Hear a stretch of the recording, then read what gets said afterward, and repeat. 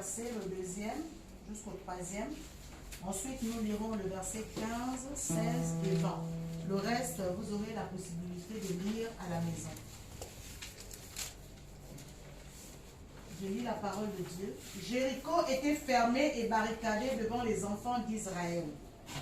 Personne ne sortait et personne n'entrait. L'Éternel dit à Josué, « Vois, je livre entre tes mains Jéricho et son roi, ses vaillants soldats. » Verset 3. « Faites le tour de la ville, vous tous, les hommes de guerre, faites une fois le tour de la ville. Tu feras ainsi pendant 6 jours. » Nous allons sauter pour aller au verset 15 et 16.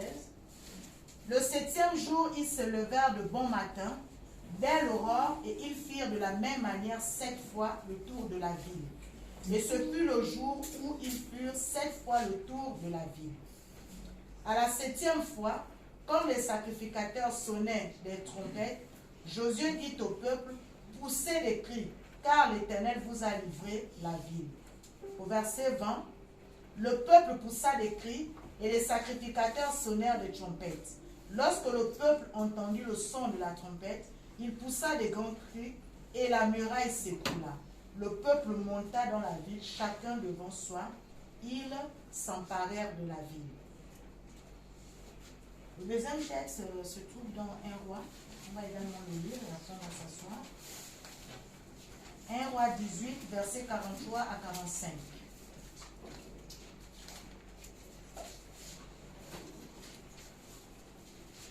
Il est question dans le livre de 1 Roi d'Élysée, c'était pendant la sécheresse, où le prophète Élie devait prier le Seigneur pour pouvoir faire descendre la pluie parce qu'ils avaient déjà passé 3 années de sécheresse. Et donc au verset 43, il est dit, Élie qui dit à son serviteur, monte, regarde du côté de la mer. Le serviteur monta, il regarda et dit, il n'y a rien. Il dit 7 fois, retourne. À la 7e fois, il dit, voici un petit nuage qui se lève de la mer et qui est comme la paume de la main d'un homme. Élie dit, monte et dit à Akab, attelle et descend, afin que la pluie ne t'arrête pas. Verset 45, en peu d'instants, le ciel s'obscurcit par les nuages, le vent s'établit, et il y eut une forte pluie. Akab monta sur son char et partit pour Jizréel. Amen. Amen.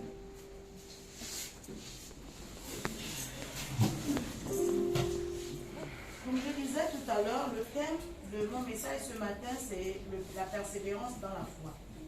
Mais c'est quoi la persévérance?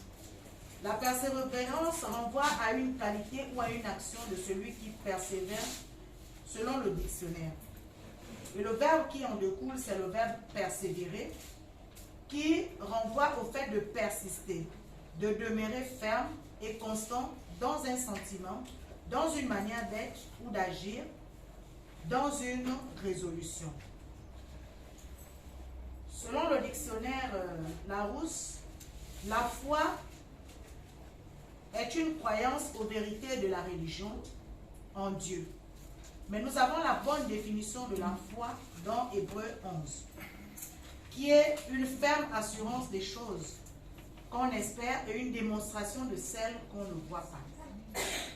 Beaucoup d'entre nous sommes confrontés à plusieurs difficultés dans notre quotidien. Soit c'est la maladie, soit c'est des problèmes de chômage, de célibat, de stérilité qui persistent dans nos vies. Et cela depuis certainement plusieurs années. Il y en a qui prient, rien ne se produit.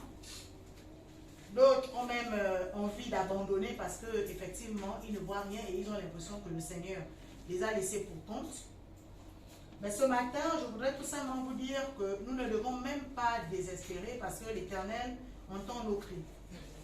Il entend nos pleurs, il entend nos prières, il entend nos supplications. Il nous invite ce matin à être persévérants, mais à être persévérants dans la foi. Lorsque nous lisons Josué 6, nous avons le peuple d'Israël qui est face à des difficultés. L'Éternel les a fait sortir du pays d'Égypte. Il leur a dit, vous allez à Canaan. Alors sur le chemin, ils doivent passer par Jéricho. Ils arrivent à Jéricho, Jéricho est barricadé, ils ne peuvent pas accéder. Et de là, dans la prière, Josué, qui était le leader, après la mort de Moïse, va recevoir des instructions de la part du Seigneur. Et lorsque nous lisons ce passage, nous avons deux choses qui apparaissent. Nous avons la stratégie et nous avons le miracle qui se produit à la fin. Dans le passage de Josué 6, nous avons la chute de la muraille de Jéricho après que le peuple ait suivi les instructions qui ont été données par le Seigneur. Le Seigneur leur a dit, vous allez tourner pas une fois la ville, pas un seul jour, mais pendant 7 jours.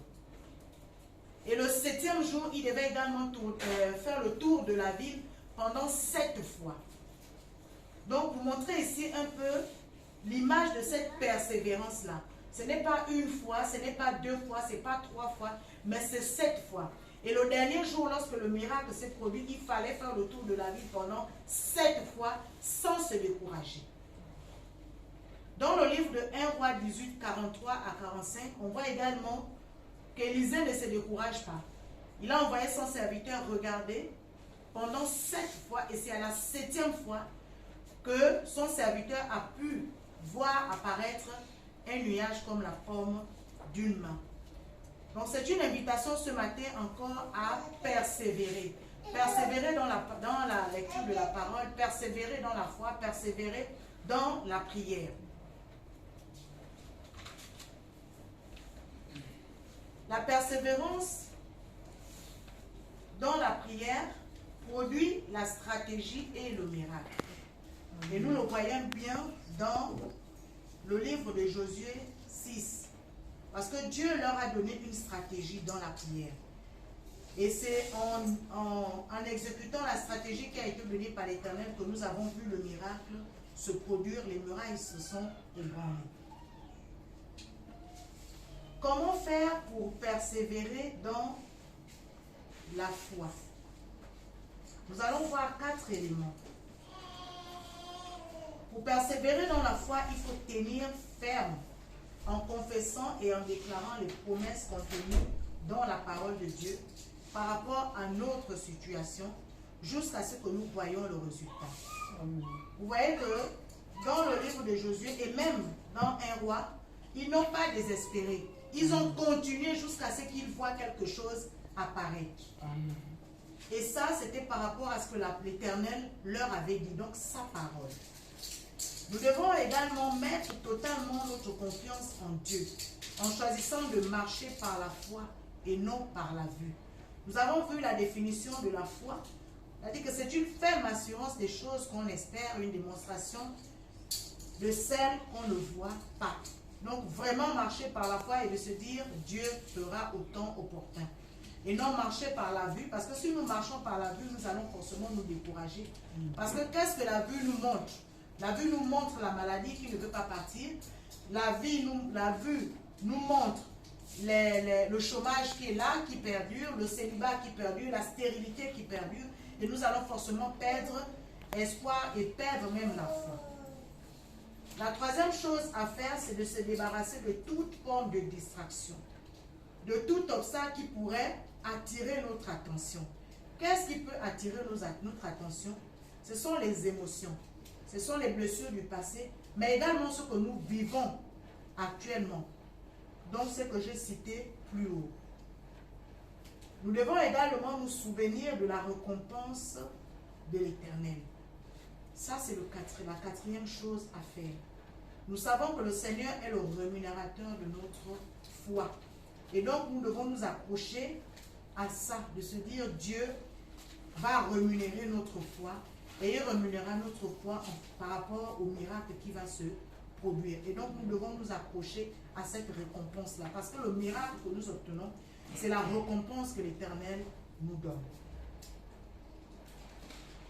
La persévérance est une qualité que chaque enfant de Dieu doit pouvoir développer dans sa vie au quotidien.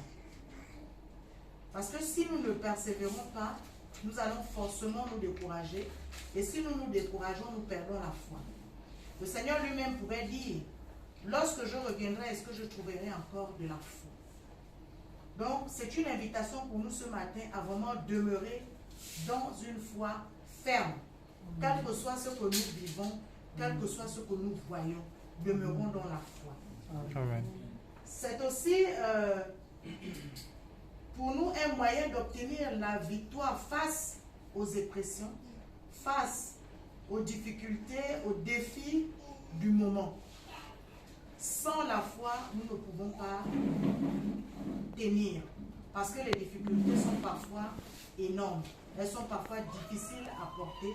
Les oppressions sont parfois grandes. Mais ce n'est que la foi à l'Éternel qui nous permet de tenir. Amen. Donc vraiment ce matin, c'est cette petite exhortation que Dieu a mis dans mon cœur pour pouvoir partager avec vous. Et que son nom vraiment soit glorifié ce matin. C'est une invitation vraiment ce matin qui va nous permettre à continuer nos temps les 40 jours. Amen. Amen, amen. Amen. On peut acclamer le Seigneur.